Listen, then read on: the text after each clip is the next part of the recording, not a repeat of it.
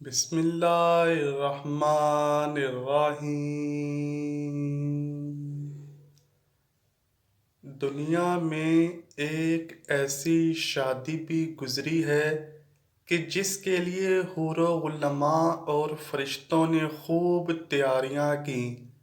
ایسی شادی کہ جس کے لیے ہر صحابی دلہا بننے کا خواہش مند تھا، لیکن اس شادی کا دلہا خود اللہ پاک کی ذات نے چنا۔ بے شک آپ نے بہت سی شادیاں دیکھی ہوں گی، لیکن آپ اس تقریب کا تصور بھی نہیں کر سکتے کہ جس میں حضور اکرم سرور کائنات صلی اللہ علیہ وآلہ وسلم کی لخت جگر کی شادی کی گئی۔ اللہ کی قسم دنیا بھر میں کوئی بھی ایسی تقریب نہ ہوگی۔ سیدہ فاطمہ طاہرہ باقرہ عابدہ سلام اللہ علیہا جب سن بلوغت کو پہنچی تو آپ کا رشتہ لے کر بہت سے جلیل القدر صحابی حضور اکرم صلی اللہ علیہ وآلہ وسلم کے پاس تشریف لائے، لیکن حضور پاک صلی اللہ علیہ وآلہ وسلم نے سبھی کو یہی جواب دیا، مجھے اس معاملے میں اللہ پاک کے حکم کا انتظار ہے۔ کچھ ہی ماہ بعد حضرت عبد الرحمن بن عوف رضی اللہ تعالی عنہ اور دیگر کچھ صحابہ نے شیر خدا حضرت علی رضی اللہ تعالی عنہ کو مشورہ دیا کہ اے علی، اب آپ بھی جائیں، کیونکہ سب کو انکار ہو چکا ہے، لیکن جو آپ کی نسبت نبی پاک صلی اللہ علیہ وآلہ وسلم کے ساتھ ہے وہ کسی اور کی نہیں تھی۔ حضرت علی شیر خدا رضی اللہ تعالیٰ عنہ رسول پاک صلی اللہ علیہ وآلہ وسلم کی خدمت میں گئے کہ اتنی دیر میں اللہ کے محبوب نے فرمایا، اے علی، آج تمہارا آنا کیا فاطمہ کے رشتے کے لیے ہے؟ تو حضرت علی نظریں جھکا کر فرمانے لگے، جی یا رسول اللہ صلی اللہ علیہ وآلہ وسلم۔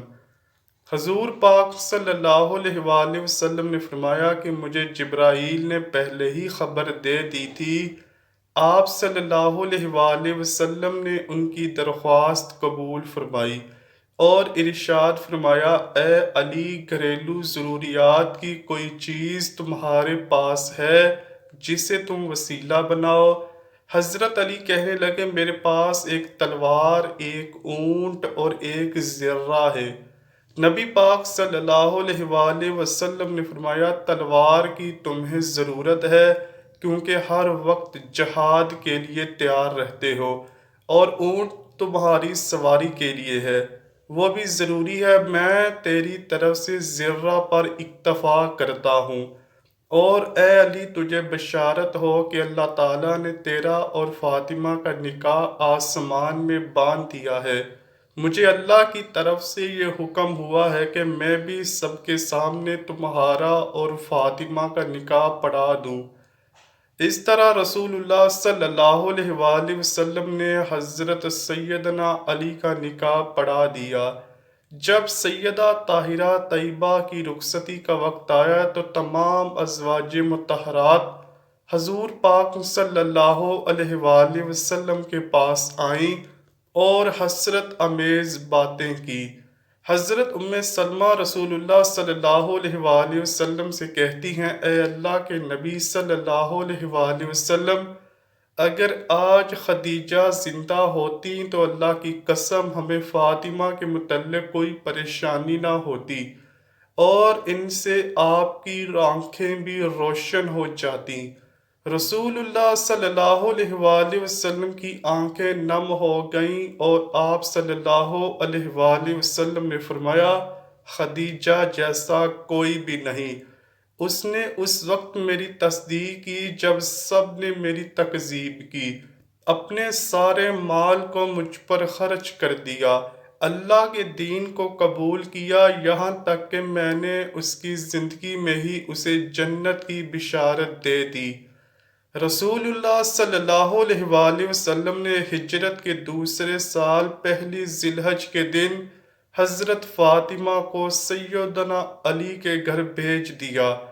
اس لیے شادی اور نکاح کے درمیان تقریباً 10 مہینے کا فاصلہ تھا۔ شاید نکاح کا صیغہ جلدی پڑنے کی وجہ یہ تھی کہ دوسرے رشتے مانگنے والے لوگوں کے لیے جواب واضح ہو جائے، اور شادی کے دیر کرنے کی وجہ یہ تھی کہ حضرت سیدہ فاطمہ جسمانی لحاظ سے بہتر ہو جائیں۔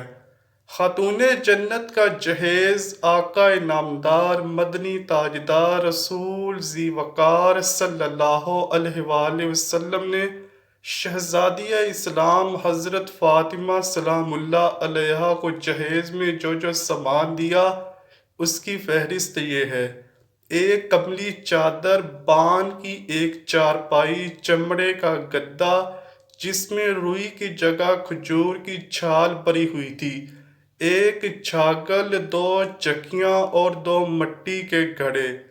حضرت علی حضرت ام ایمن کے ساتھ حضور پاک صلی اللہ علیہ وآلہ وسلم کی خدمت میں حاضر ہوئے۔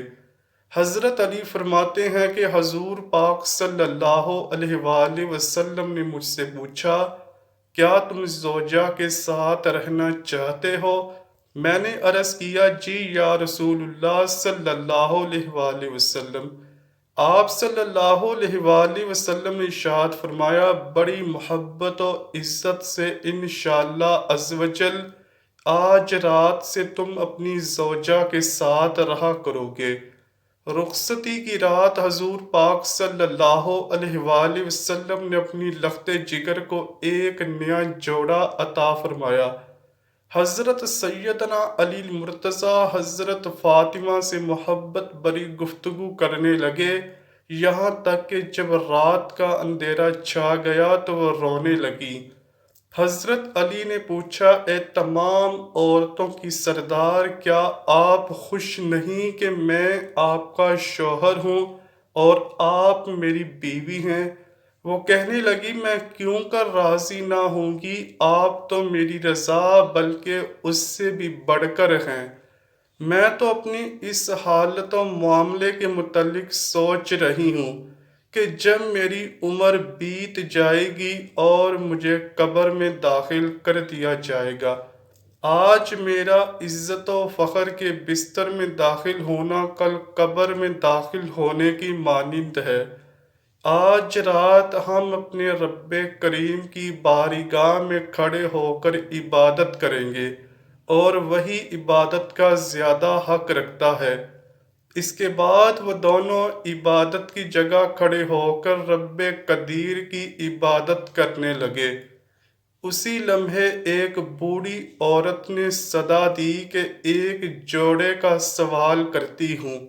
حضرت سیدنا فاطمہ سلام اللہ علیہا نے یہ سنا تو آپ کو قرآن کریم کی ایک آیت یاد آ گئی، تو ہرگز نیکی کی منزل تک نہیں پہنچ سکتا جب تک کہ اپنی محبوب چیزوں میں سے راہ خدا میں اتفاق نہ کرو۔ آپ نے شب زفاف میں ہی اپنی شادی والا جوڑا جو حضور پاک صلی اللہ علیہ وآلہ وسلم نے آپ کو دیا تھا، اس بڑھیا سائل کو دے دیا۔ اللہ اکبر۔ چنانچہ حق زوجیت ادا کرنے سے پہلے ابتدائی 3 دن ان دونوں مقدس ہستیوں نے دن میں روزے اور راتوں کو عبادت الہی میں بسر کیا۔ شادی کے کچھ ہی عرصے بعد نبی پاک صلی اللہ علیہ وآلہ وسلم اپنی پیاری بیٹی حضرت فاطمہ سلام اللہ علیہا کی جدائی اور دوری کی وجہ سے پریشان رہنے لگے۔ اسی لیے سوچا کہ بیٹی اور داماد کو گھر میں ہی جگہ دے دی جائے۔ حضرت حارث بن نعمان رضی اللہ تعالی عنہ جو کہ جلیل القدر صحابی تھے، جب آپ کو اس بات کا پتہ چلا تو آپ حضور پاک صلی اللہ علیہ وآلہ وسلم کے پاس آئے اور عرض کی، خدا کی قسم میں چاہتا ہوں کہ میرے جو گھر آپ کے ساتھ ہیں وہ آپ لے لیں۔ حضور پاک صلی اللہ علیہ وآلہ وسلم فرمانے لگے اللہ تمہیں اس کا اجر دے گا۔